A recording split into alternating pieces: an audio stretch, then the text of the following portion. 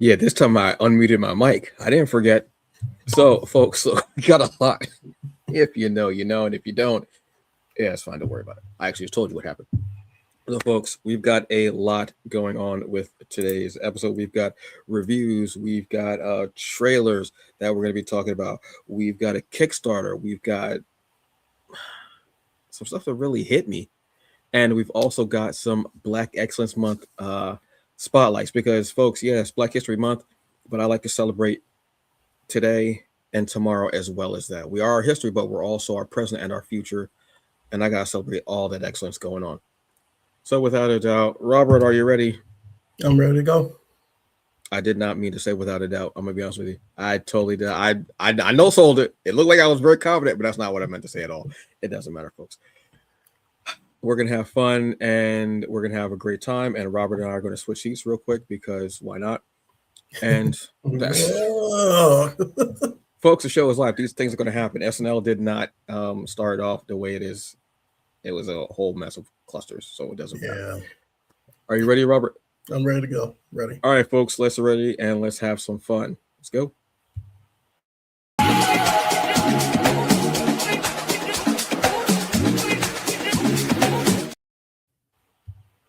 Hey, folks, what's up? And welcome to TBA News, your comics culture episodes. I am Antonio Pomares, aka the Hungry Bleak, the hungriest man in the room. I am Rob, the writer, Robert Jeffrey, here to talk comics and geek stuff. There you go. It's been, look, this week has been fun, wild, fast paced, what have you. But we've got some comics. It's also I always keep forgetting to say this on Wednesdays. Happy New Comic Book Day, everyone. I mean, what? Yeah. I mean, there's NCBD. Yeah, yeah, and yep, NCIS. So what we're just, I don't know, it's all letters to me. No, no, definitely. Hey, go to your local comic book shops. Buy up some great stuff. Store number 1 out today. The cover's absolutely dastardly. Nice. Oh my god. I love her with lightning swords. I think that's one of the coolest things possible. And if you look inside, you'll see some of the new X comics that are going to be coming out. Eve L. Ewing on X-Men United. Nice. Being at New York Comic Con last year, hearing about her being on an X title. First off, being in the room with Eve L. Ewing was amazing. Not that I was the only person in the room. There were like, a gaggle of us. I don't know how many gaggle is, but it was awesome. So yeah, go check it out. I want to get into the Storm stuff and more X-Men stuff, obviously. Nice. Out there. There's a bunch of stuff out there. It's crazy. But we're going to talk about some of the stuff that has been out that we have just been hitting. And Robert, Year Zero? What? Yeah, Year Zero. This is an oldie, but a goodie.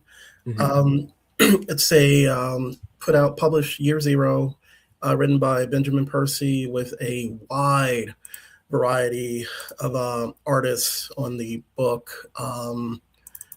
Give me 1 second. It's just trying to make sure I got this right. So on volume 1, Benjamin Percy, Ramon Rosanes, and Lee Luride Ridge. And the series is focused on a zombie outbreak that takes place across the world. And what each volume does, or each 5-issue series, is that it splits the focus of the focus of the zombie apocalypse or outbreak across the world. So if for I say Z heads or for zombie fans, you might be familiar with World War Z, the novel, and that was kind of the format of the novel. And this one is kind of taking the the same route. But what's cool is that you get to see the start of this outbreak from the beginning with the actually with what happens here in Antarctica, and how it affects all these different parts of the world. So you have Mexico here, you have Japan, Afghanistan, and I am forgetting this, actually Middle America.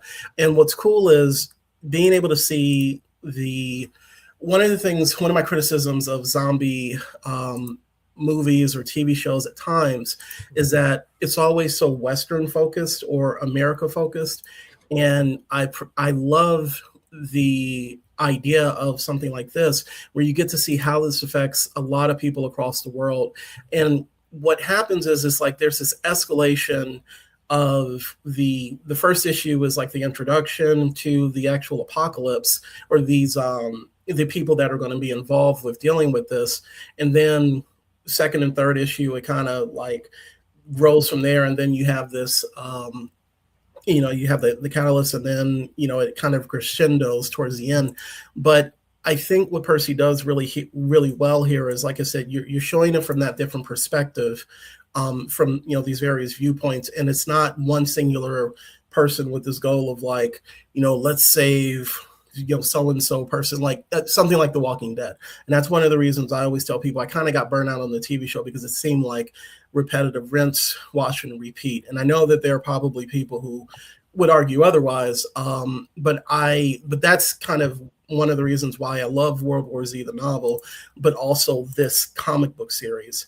As I mentioned, the series follows different. Each volume follows a different set of survivors. So in the second volume, we have somebody from Norway, we have a transgender South African stewardess, and like I said, in the first volume, we have a Mexican kind of street youth.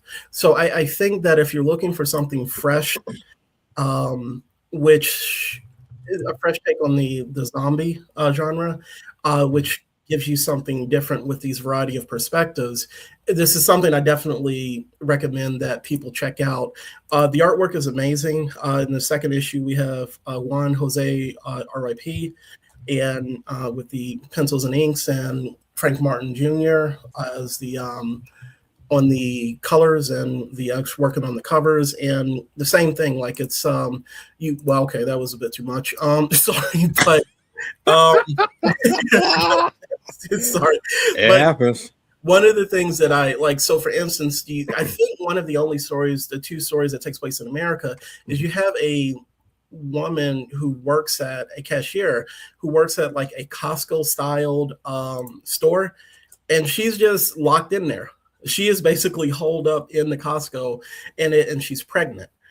So there's it really, like I said, I think you should come to the story for these personal stories. And that's what I'm leading with. That's what I'm telling people, because you will find yourself caught up in these people's stories about how they survive. So like I said, I really enjoyed it. I know Benjamin Percy is well known for like Wolverine. I think he's done The Punisher, but this ran for 3 volumes. I found it on Global Comics, and all 3 volumes, volume 1, volume 2, and volume 0, are available through there. And volume 0 is a prequel, so I highly recommend that. And actually, volume 0 is written by, I want to make sure, Daniel Krause, so that he was brought in to do the prequel. And I just want to show this cover before we hop over to the next story. I love the covers on this. Like I said, there's a story about a stewardess, and this kind of shows what happens when a zombie outbreak happens on a plane. So it's a few years old. It's an oldie but a goodie, and this one takes place in North Korea. But I highly recommend, if you're a horror fan or if you love zombies, this is definitely worth checking out. Nice. I know that you're a huge zombie aficionado and reader of different varieties from all over. Mm-hmm. So you've taken in a lot, whether it's been in gaming or movies or novels. So that you've taken a lot of zombie fare, let's say. So definitely, I thought this was about superheroes. I'm not even gonna lie. I thought Year Zero was about superheroes. I had no idea that it was about zombies. I'm gonna be honest with you. Yeah. And I'm not sure why I thought that. I don't even have an answer for that. I'm gonna be honest with you. Like I literally don't know why I thought that. I did. Yeah, I will definitely if there's one thing, Star Trek and zombies are 2 things, but one in space operas. But I'm always kind of looking for something that does different stuff with that genre, or at least that part of horror. So this had been on my radar for a while, so I just had a chance to check it out with Global Comics, the gift that keeps on giving. So yeah, I think you like it. I think a lot of people who are kind of burnt out on zombies would actually like this because of just the personal focus that you have. All right, outstanding. I gotta check that out. Speaking of being burnt out, Solar. I was so happy when you said burnt out. I was like, oh, I don't know how I'm gonna make this segue. Solar the Sovereign Kickstarter is live. This is from, excuse me, it's from Concrete Comics. Concrete is just a continuous engine of Yeah, comics coming out, continuously consistent and quality. Consistency is great, but if you don't have the quality there, there's no point. They continuously are giving quality and building this beautiful universe that they have. And Solar the Sovereign is their newest fare. So the tagline is: a man on fire must find a way to uncover a major plot to destroy the world as we know it. Yes. First off, it was the design that got me. yeah, Absolutely love the design of Solar. I love the look of the character as you see. And I'm not a big fan of red, orange, or yellow, any fire colors. Red, orange, yellow, I'm not a fan of. Actually, I do love yellow on black women. That's beside the point. I don't know why I threw that in there, but I did because I love black women. But I love his design and his look. And I always, as a kid, I love the word sovereign. That probably does not sit well with some people, seeing our political affair that's happening right now, but I just love that word. So having a character like this, something different, is beautiful. And I see this from Concrete, so I know that there is going to be a great level of quality here. So let me read this for you. Sovereign the Ruler is a powerful new hero entering the Concrete universe, a cosmic force driven by responsibility, justice, and raw energy. Created and written by Thad Williams, Solar was extraordinary abilities that challenge the limits of power while navigating the consequences of his choices. His story blends epic cosmic stakes with personal struggles, introducing readers to a hero whose light can inspire or ignite an entire universe. I don't even know what else I guess you said everything. I don't know what else I could say. That's phenomenal. I love the fact of having a character who has all the powers, amazing, but then there are consequences, there are repercussions to what you do. A lot of times in comics, we have the consequences and repercussions, but then they don't really stick around because there's a reboot or they make a wish with Mephisto or whatever is happening on. You know, so I love that fact of having an all-powerful character who still has to deal with consequences and repercussions of what's going on. And the fact, and again, it's an indie company that I know and I trust when I get a comic from them. So absolutely love it. This is going to be a very fun one. Like I said, I love seeing cosmically powered characters of color, Black, Indigenous, Polynesian, Samoan, and like that. I love seeing that big epic feel because at a certain point, hopefully, we will go from Earth and we will be out in space. yeah, With big, huge space battles. One of my dreams is to have a Black, Indigenous First Nations, or Polynesian Samoan character cosmically powered and seeing them fly through a starship. I'm talking like a big armada size starship in a battle. I love the thought of that. Somebody's going to do that scene now. Thank you, whoever it is. Make it pretty, please. And just having that. So seeing a character like this in an intergalactic garb and flying through the sky does my heart so much joy. I absolutely love it. These covers are these covers are should be illegal. These covers are just these covers are worse than crack. I would snort this. I don't know if that's a good review or bad review. I have no idea. But I love the beauty of that of the cover and the images because they're so striking. They're very much there. And to see a world going through everything, all these big disasters all over the place, and here comes this flying bald head black man with cosmic powers coming to stop and save everything and do the best he can, trying to be everywhere all at once. I love that. I am so here for that. And he's saving animals. Come on now, y'all. Come on. I mean, that's not even, you know what I mean? Like it could be people there, but the fact that they're animals like that just brings a bit to it. And seeing him use his powers, absolutely.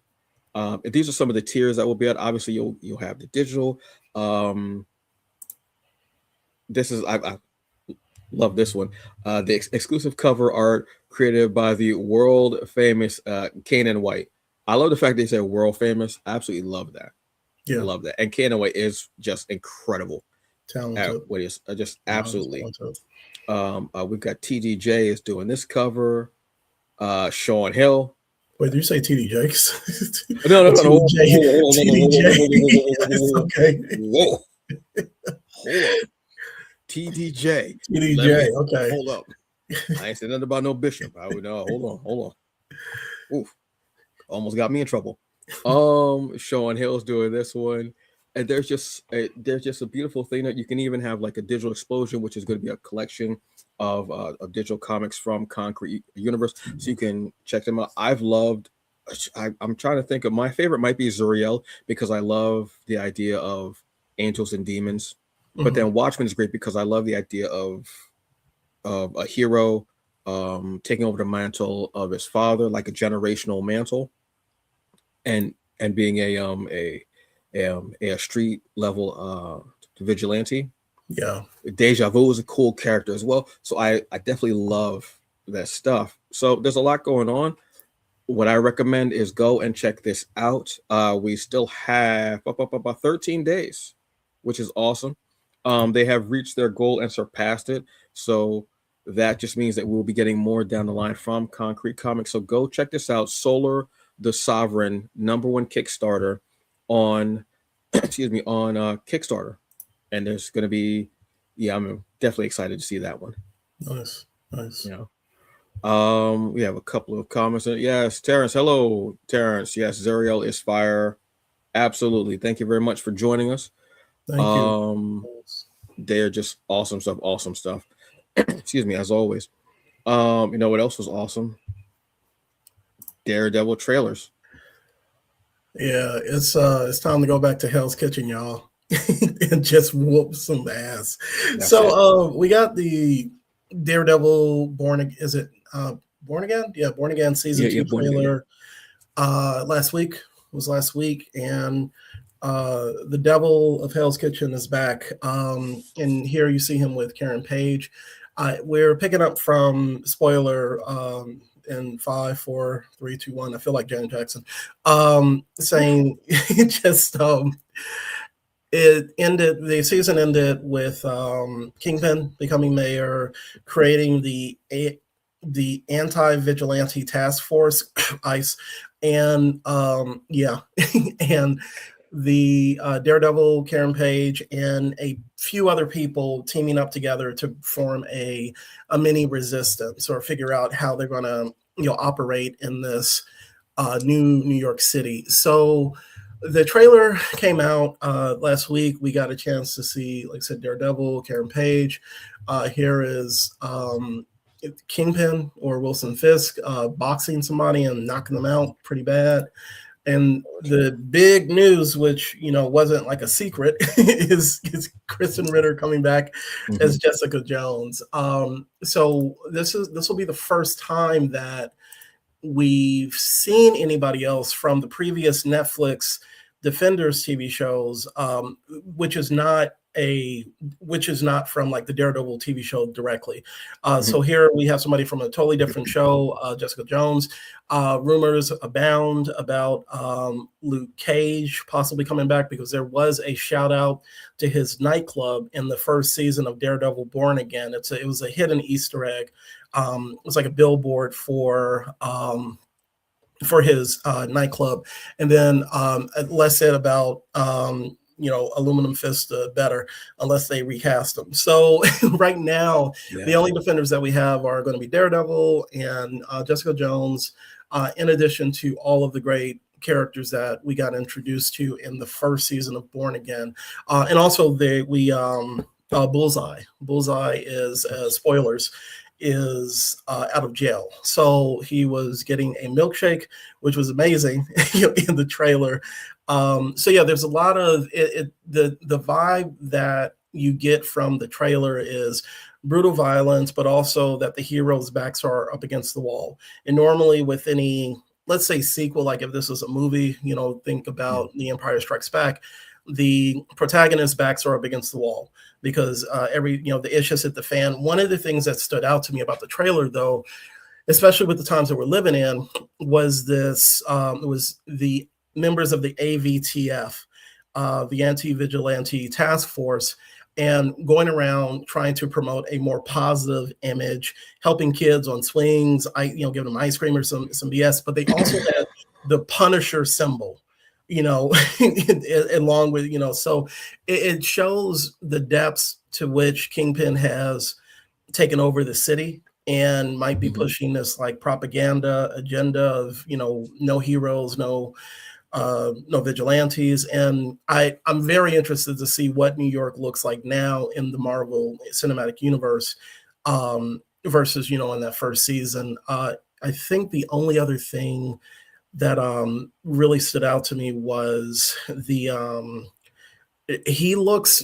Daredevil looks unhinged. And I guess that's like, that has been, we've gotten that from the first season, but there's a lot going on. So I'm very interested to see where the season goes. First season, aside from like a couple of, narrative kind of weirdness, and I chalk that up to, like, you hear behind the scenes that they change showrunners at a certain point, and the same thing with the writing. Like they basically had to Frankenstein parts of the season.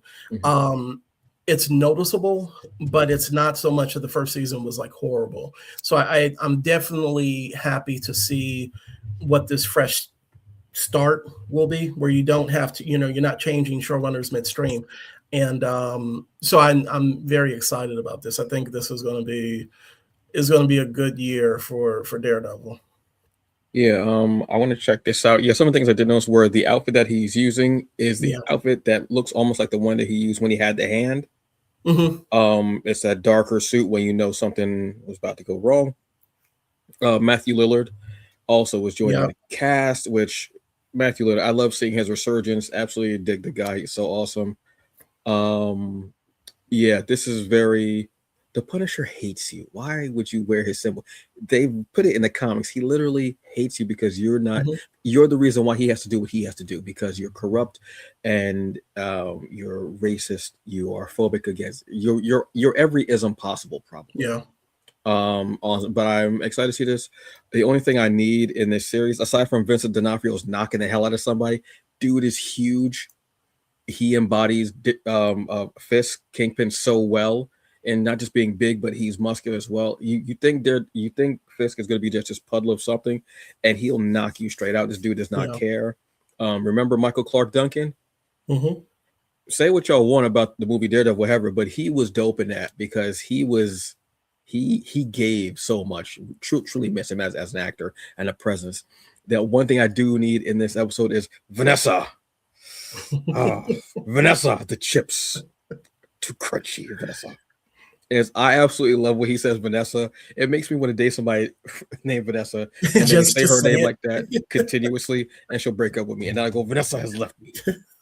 She's taken the children and gone away. Murdoch will pay for this. And then to do with Murdoch. It was not Murdoch's fault, dude. It was all yours. But yeah, I'm excited for this. I'm excited for them bringing Kristen Ritter in. Yeah. She did a great job with Jessica Jones. If they get Michael Coulter back, I will be excited because I did enjoy. I just need him to be not that Luke Cage. Give us more. Give us more little power. Luke Cage. Deeper. If he does an over muscular dab, never mind. Let me come. Anyway, yes, I'm excited to see this because I just enjoyed the Daredevil series. The Netflix one was perfect. It was so beautiful. It was wonderful. So that's great. Another thing that's beautiful and wonderful is Wonder Woman and all the Amazons, but this one hit a little hard, folks. This is Wonder Woman number 29 from the most recent Wonder Woman run, the 2024. I want to say 2024 where this series started. So for a couple of it's 2023, excuse me, 2023. So for a couple of episodes, we actually have Stephanie Williams is stepping in. We all know Stephanie Williams from her incredible run of series lately with Street Sharks, Temporal, Roots of Madness. We also have her when she did this incredible job of just packaging, rebranding, reboot, just doing everything with Nubia and the Amazons. Excuse me. We also got her in Moon Girl and Devil Dinosaur. And the thing that introduced me to Stephanie Williams is Living Hero, which God, that yes, that just awesome. But this Wonder Woman is very different issue, and I absolutely love. First off, the cover is absolutely incredible. Let me just give you the people who are part of this. Obviously, this is from DC Comics. We have writer is Stephanie Williams. We have artist and cover artist. This particular cover is Jeff Spokes, and we have letterer is Clayton Cowles. So I have not caught up with this series, so I read this and it was kind of a spoiler for me. But basically, Diana, from what I can surmise, I could be wrong, but let me just give you what I've surmised. She has a child. She has a baby, and she's back on Themyscira from whatever has happened. And you notice that Diana is a bit different. She's tired. She's weary. She's had this a newborn child and whatever else is going on, because this series, all hell broke loose in America. I mean, who would have ever thought that would happen, right? Anyway, it was only a matter of time, folks. It was almost like America was made on a cemetery, and it was cursed. The bodies there.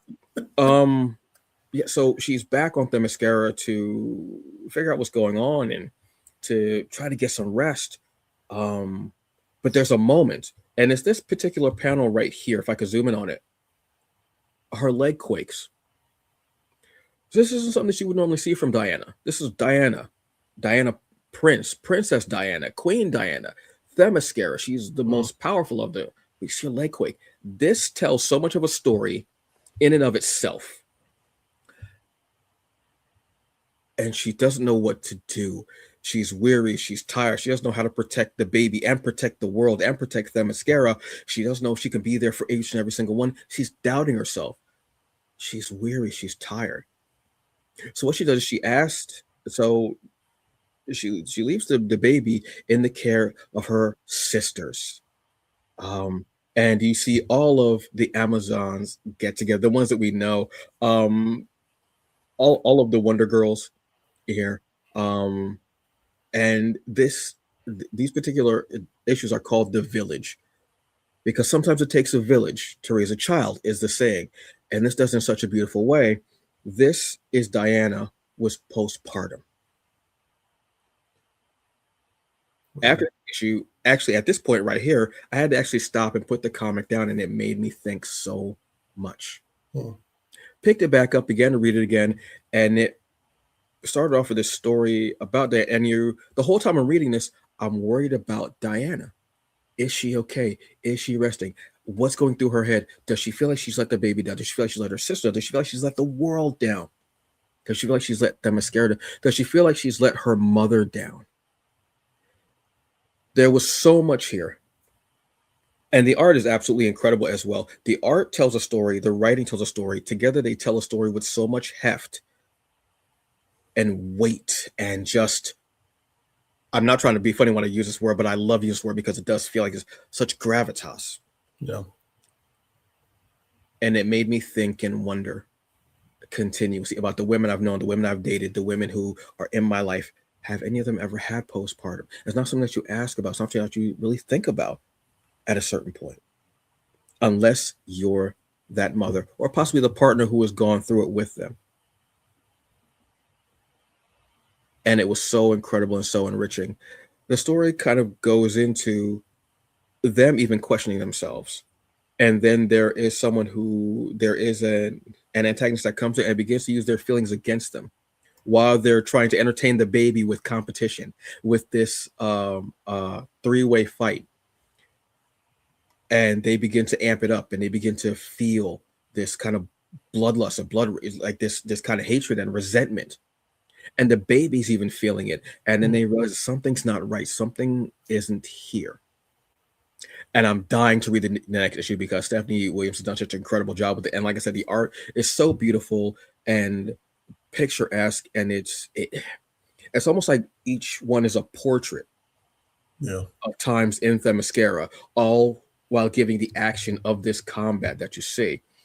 But again, throughout the whole issue, I was still wondering, is Diana okay? Will she be okay?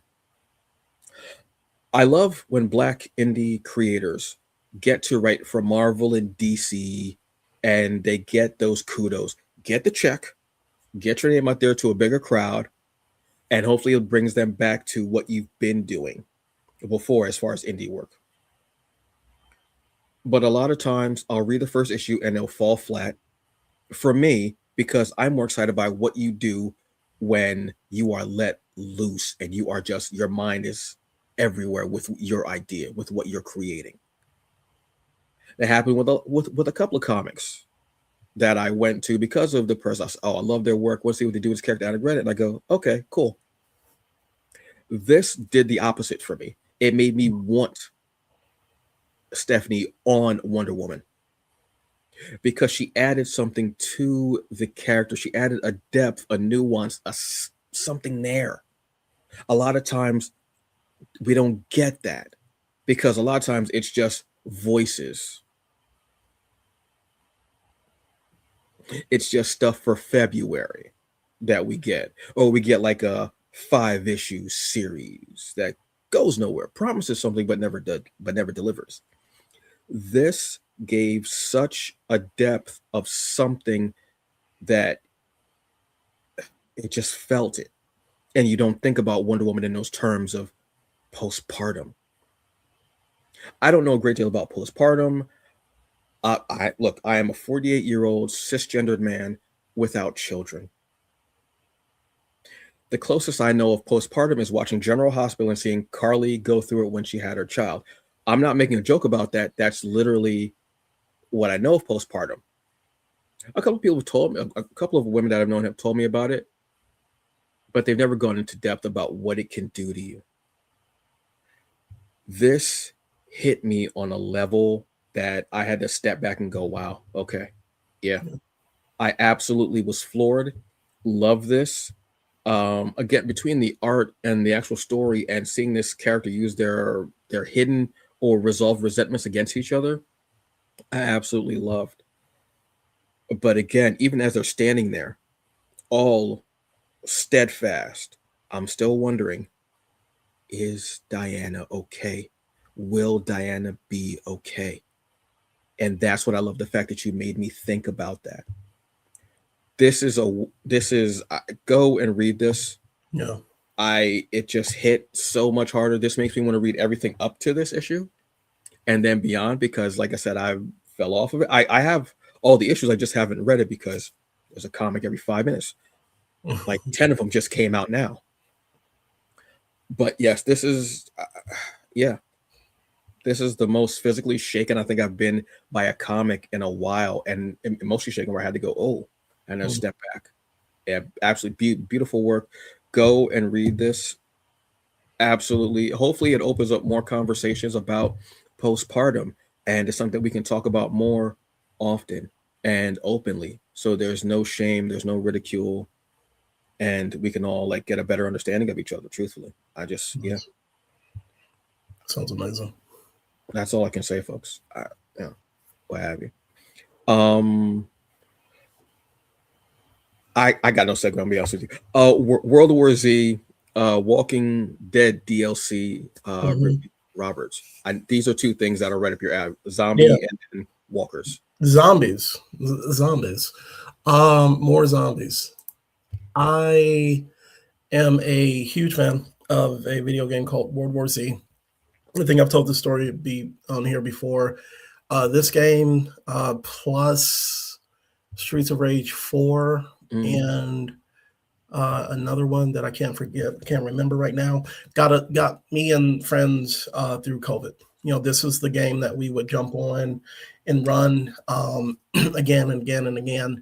And World War Z is based on the movie, which is based on the novel. The game is a third-person shooter where you're fighting through, you're going through different missions in different parts of the world, trying to survive the zombie apocalypse. It runs like The Division, except with less speed.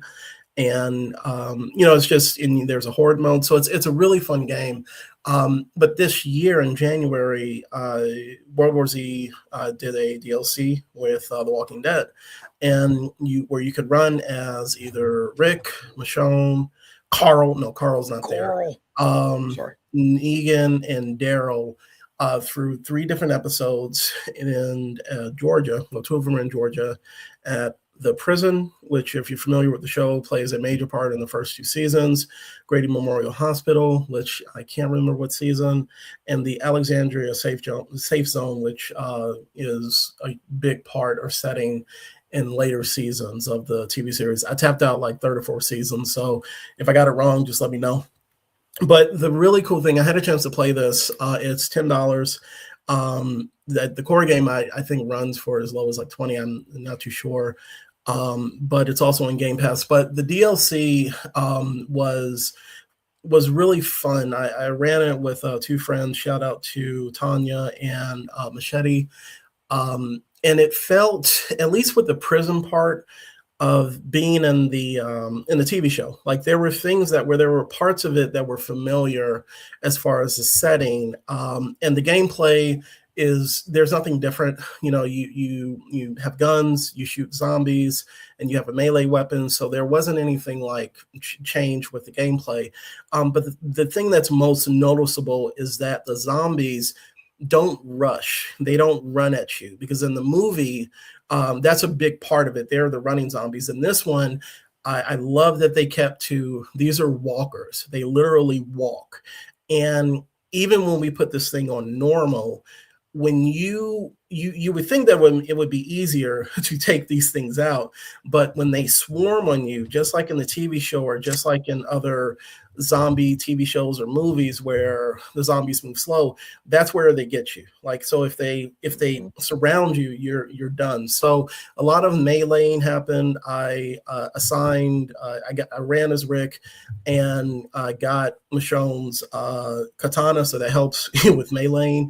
But the gameplay is the same. It works really well. The voice acting, it's not the main actors. It's okay. Strangely enough, the guy who ran it as Daryl, who did the voice, was actually very spot on. So I think that this is definitely for people who are fans of, zombies in general, like I said, with year 0. But then also, if you enjoy The Walking Dead and you want to play a game where you can run as these characters, this is definitely for you. It's so kind of immersive, I would say, with the characters, that I kept getting annoyed by Negan, and it made me realize why I stopped watching a TV show, because I get tired of that character and the quipping. And there's a lot of quips in this, but definitely worth. I always say, like, it's a fun co-op game. Run it with some friends. If through familiar places from the Walking Dead universe. And I think there's one other special infected walker named the Spiked Walker. Then I think they're a creature or character from the TV show. So I won't say that this made me want to go back and watch like 11 seasons of The Walking Dead, but I did have a fun time running the game with friends. And I hope that World War Z does more DLC like this, because I don't know what the future of the game is. If we're going to get a sequel, but if they're continuing to do stuff like this, I think that would be a pretty fun way or creative way to keep people interested in running the game. So it was worth the $10. Definitely, check it out if you want a fun co-op experience to run. All right, cool. Yeah, I'm always looking for something co-op, and just something. Playing group games is always more fun. So yeah, that's definitely one that I'll be on the lookout for. So the last thing of the night, something that you should be on the lookout for. I don't even know how Instagram sometimes is cool, because it just throws me stuff that I didn't even know was existing. So I found this on Instagram. Well, no, it found me, I should say, on Instagram. There's a comic called Pepper Piper Monster Hunter Volume 1. This is from Next Step Comics. Let me give you the roster for this one. For writer, we have Vashmir Valentine. Hope I'm saying that properly. Or is it Valentine? I want to say teen for some reason, but Valentine. Artist and colorist is P.R. Deddles. Our letterer is John Casey Orozco. Excuse me. Editor is Sean French. The creative consultant, which I love that title, is Jana Brown, and marketing manager is Alicia Taylor. So basically, this is I've had a lot of fun with this comic, and it just made me feel good. And I like when comics make me think, make me feel good, make me feel something. Nice. If I don't feel something within the first few pages, I most likely will probably walked off from your comic. But this is pretty cool. This is a young monster hunter by the name of Pepper Piper, as you can tell. And I also love let me go back to that page. Punkster Hunter Badass. What I love about this is that the character Pepper, she is into punk music, the style of clothing, everything. I love seeing alt young black people or alt black people in general, truthfully. And we don't see a lot of them in comics. We truly don't. Um, and there are so many people who are creatives who are part of that. Well, in this world, there are monsters, obviously, vampires, witches, gargoyles, what have you. You can see all the monsters here that we have. And Pepper is one of the hunters, but she was a hunter that was kicked out of her school, which was called, I'm trying to remember the name of the Witch Hunters Organization, or Who. Love that. For some reason, I love the word Who, whether it's Doctor Who, or like whenever I think of Who, I always think of Doctor Who. Obviously, because it's so known. And Pepper goes at night and having a someone who's helping to train, but also has her mothers, who are her adoptive mothers, who run a diner, I believe. They don't know. They know that she has these abilities and powers, but they don't know that she goes out hunting each night, which is very dangerous. Obviously, for a young person in New York, without hunting is dangerous. To be a young person in New York as a hunter, especially a monster hunter, is very dangerous.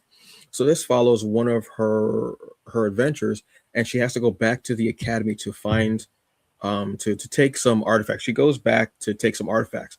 One of her friends that she knows from the school before Pepper was kicked out is someone called Pan. Turns out that they are a descendant of Peter Pan. And certain ones have fables, and the fables are like what their powers are, what they can do, and how their lineage is to the person that they're descended from. I believe Pepper is descended from the Pied Piper, Okay. who was a hunter as well. I love how it mixes again, um, alt black people, which I love, monsters, punk, and like fairy tales of folklore into things. Her Pepper's ex-boyfriend is a descendant of Robin Hood, so an archer. I need to read the second volume because I'm so into this and I loved it and I had such a great time reading it. It was so much fun. It is a bit bloody, gory, but almost in a cartoonish way. Okay. Like it's not like grotesquely done, but it's something that you would figure that you would get in a comic about monster hunting in New York, because New York be New Yorking. I don't know what to tell you about that. That's just New York. Mhm. It has a feel and a flavor, and it's so inclusive. Again, having a young alt black character, having uh, two mothers who are together, um, there's just so much there. I love the mixing of genres between some of the comedy, like kind of dark comedy, but still comedy, which I enjoy.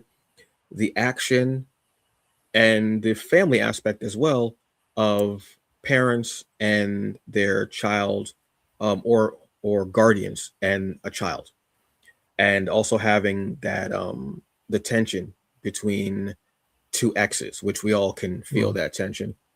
We all have.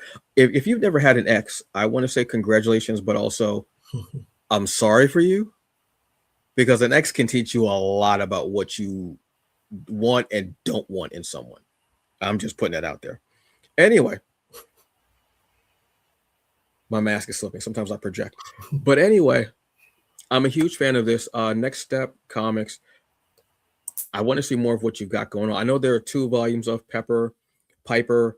Monster Hunter. Title is a mouthful, but definitely needs it. I know there are 2 volumes left, but I want to see more of this world, what you've got going on. I'm a fan. Bring it to me. I also love the the brightly drawn New York, even at night, because New York is Yeah. dark, but it can be very bright at night. If you're in city Midtown, it's dark, but it's bright as hell. It's hard to sleep in Midtown. I'm gonna be honest with you, it's hard to sleep in Midtown. But yeah, this was fun. I had a great time with this. Please go check out Pepper Piper Monster Hunter. This is Sympathy for the Devil. This is volume 1 or book 1, you can say, of the series. Yeah, just always happy to see something that I didn't know was out there new and that catches me off guard. Awesome stuff. Awesome. One of the things I noticed with the title screen or the logo is like that neon sign pink. Yes. Yeah, and Mhm. it was just like that even gives it more personality, Yeah. which I really enjoyed. So yeah, so They, that they I'll definitely add it to the list. Yeah, their art, they did a lot of great stuff with the art designs. And Mhm. even in at the end of the issue, they show Pepper Piper in kind of like workout gear or Mhm. like training gear, and you see scars on the body, Okay. which I could interpret a couple of different ways, but Yeah. I want to see what, obviously from Monster, but it could be from other things as well that I don't know. I want to read the second volume to really see get an idea, but Mhm. yeah, I'm excited about that. So that was a cool one. So that's everything for what we've got as far as reviews. But Mhm. it is Black Excellence Month, and as we did on Monday, we are going to do on Wednesday, which is we are going to give some uh, some creatives in Black geek culture spotlights. We're going to tell you who they are, what they do, and why we love them because they're just awesome. Some names you may have heard before, some names you may not have heard before. Either way, they have all earned it because they are what actually make Black Excellence Month so incredible and awesome. So, Robert, you going to go first? Yeah, yeah. Oh, and by the So way, oh, I one more thing. I totally forgot because I don't think y'all heard me on Monday when I said, we're going to give you your flowers and you're going to take them. Run it. so my first choice is Jeffrey Thorne, comic book writer, novelist, producer, and showrunner whose credits include Green Lantern, Leverage, Prodigal Egg of the First Light, Power, Ghost, Eyes of Wakanda, and X Force. And for me, he's important to me because he was an example of the types of writers I was looking for when I wanted to get into the industry. In addition to that, he made comics fun for me with Prodigal Egg of the First Light. So, Absolutely. For me, Ashley A. Woods, artist, absolutely joy of her work. I absolutely love it, but also one of the sweetest people. Met her at a New York Comic Con a couple of times, asked her to sign. We had chatted a couple of times, like on Instagram and comments. I just said, oh, I'm a fan of your work. Absolutely.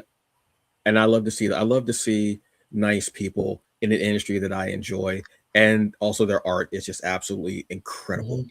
So thank you, Ashley A. Woods. So for my second petal or my second flower, part of the power, Mhm. would be Octavia Butler, Mhm. acclaimed sci-fi uh, and award-winning science fiction writer of Kindred, Parable of the Talents, Parable of the Sower, Bloodchild, and Wild Seed, and many, many more.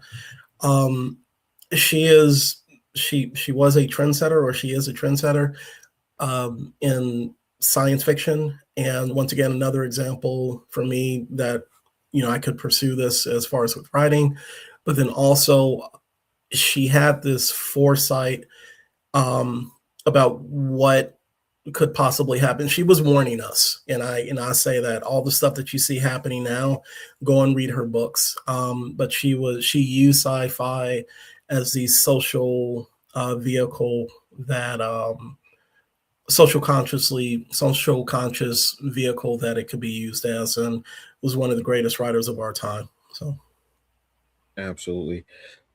Next up, the Blurred Girl, uh, Kara Mahorn. You, to me, are the measuring stick for any of this stuff. any of interviewing, doing like geek, nerd, uh, reporting, and anything like that. Even before I knew who you were, I knew of you, and I was doing my thing, doing this other, like, my first show and having fun. But you are the measuring stick. You are what I looked at and said, that's the point I want to get to. I'm not as polished as you or have the level of skills or talents that you have. And the fact that you transitioned into another lane with in Yashu and the Unique Studios is incredible, but you are still that bar, which is awesome. So I want to say thank you, and I'm going to say thank you from everybody who does this type of thing, because you were one of the people who was there before. So thank you. And so last for me is Akilah Cooper, screenwriter and producer. I would say whose credits include Megan, Megan 2.0, Star Trek: Strange New Worlds, *Malignant*, Luke Cage, and *Jupiter's Legacy*. You're going to notice a trend. I was looking for Black writers and I stay looking for Black writers as examples of people in the industry who look like me, who are writing the stories that I love to write and also see. So just as an example of somebody who hops between so many sci-fi and fantasy and horror, extreme, especially horror genres, is huge to me. And she is continuously killing it with box office winners, across the board. So Akilah Cooper is, thank you. So. And next, look, I've spoken about this woman time and time again, Evel Ewing. I don't know what to tell you. Just astronomically tall. You're a writer, uh, and now you're in the X verse, X universe, X titles, and you are absolutely knocking it out of the park. Um, I think my first introduction to you was Ironheart, and I absolutely was floored that summer. And you were a name that I just began to automatically pick up on. You were one of the reasons why I went to the X Men panel at New York Comic Con. Just to hear you speak and to hear what you were on was just so awesome. To see how you were taking everything in from the room. What you did with Photon on Monica Rambeau in the first issue, where she flies into space because she is tired, and I identified with it. It was when I first became a caregiver, and I wanted to fly into space. I didn't have that option, but I felt Monica in that moment of just being tired, drained, and exhausted. And now seeing everything she's doing, seeing your name out there more and more, Champions, Ironheart, uh, the X titles, and what you're going to be doing with X Men United. Thank you, for being unabashedly you, and just awesome. Thank you. All right. And each and every one of you, between my picks, Robert picks, you are what make it great. You are Black excellence. You are what we celebrate this month and every other day. But this month, you just get a little extra Kente print on it, is what it is. So thank you so very much. So that is our show, folks. Join here Friday, 7 p.m. Eastern Standard Time. We will have the Hungry Bleak Show, where I will be sending. Let me take these flowers away until next time, y'all, because y'all got your. It was purple calla lilies too. Not everybody's out here giving purple calla lilies. Everybody's giving roses. I'm like, you know what? I gotta be a little different. Come on now, y'all. Y'all know I gotta give you something a little different, a little special. Yeah, this Friday, I will have a special guest, Aleem Leggett. We're going to be talking about the Sweet Pea Kickstarter, another comic that was emotional trauma for me and really made me think about how comics can make you feel and how you feel interpret things. Then next Wednesday, 7 p.m. Eastern Standard Time on this channel, we're going to be having our Valentine's Day special. But it's going to be all about Black love and geek culture. We're going through movies, television shows, gaming, novels, comics, what have you, because I want to showcase Black love and geek culture. Come on with it. Let's rock. Let's roll. We're going to do it. You probably can already name the couple that I'm going to mention. I mean, Noble. I mean, yeah. Well, I was actually talking to the people, but yes, Noble. Oh God! I wasn't, but I was pointing at you, Robert. So I can't be mad at you. But he was like, Noble. But I do have some others. As I was thinking about it, I was like, oh yeah, this, and I have one that is gonna knock both Robert and Java off their chairs. But until then, we will see you then this Friday, 7 p.m. Eastern Standard Time. Next Wednesday, 7 p.m. Eastern Standard Time. Come here. We will be here. All right. So for myself, I am Antonio Pomares, aka the Hungry Bleak, hungriest man in the room. And I am Rob the Writer, Robert Jeffrey. We will see you all the next week. Well, I'll see you this Friday, but I will see you, Robert, Java. We'll be here next Wednesday, and we'll see you then. All right. Have a good evening. Be careful. And as always, because I changed it now. Just abolish ICE. Yeah. That's it. Abolish ICE. All right. We will see y'all later. All right. Peace.